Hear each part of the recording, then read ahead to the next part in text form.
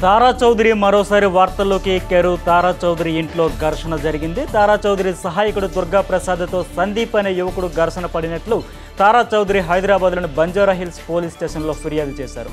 దీనికి సంబంధించి మరింత సమాచారం మా కరెస్పాండెంట్ తిరుమల రెడ్డి అందిస్తారు. తిరుమల, చెప్పండి, తారా చౌదరి ఇంట్లో గొడవకు కారణం ఏంటి?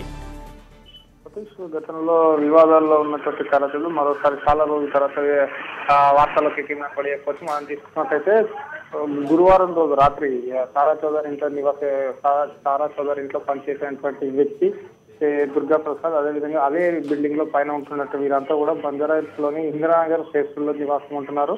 ఇది చాలా కింద పోర్షన్ లో తారా చౌదరి నివసిస్తుండగా పై అంతస్తులో సినీ కార్యాలయానికి సంబంధించిన ఆఫీస్ కూడా ఉంది. అందులో ముగ్గురు యువకులు కూడా నివసిస్తున్నారు.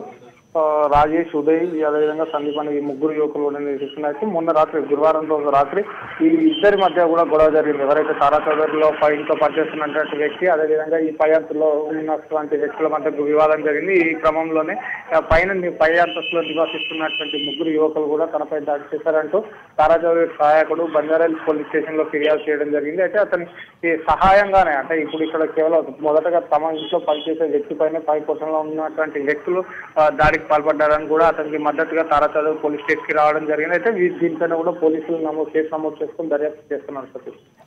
తిరుమల్, సందీప్ ఎవరు? ఈయన ఏం చేస్తుంటాడు? తారా చౌదరి ఇంటి దగ్గరే ఉంటాడు ఏంటి ఈయన?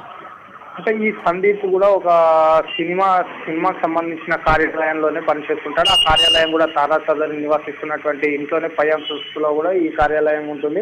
అంటే తరచుగా అంటే ఈ సినిమాల్లో అవకాశాలు కావచ్చు, అదేవిధంగా ఉద్యోగాల పేరుతో తరచుగా తారా చౌదరిని కూడా కలుస్తాడని కూడా మనకు సమాచారం ఉంది.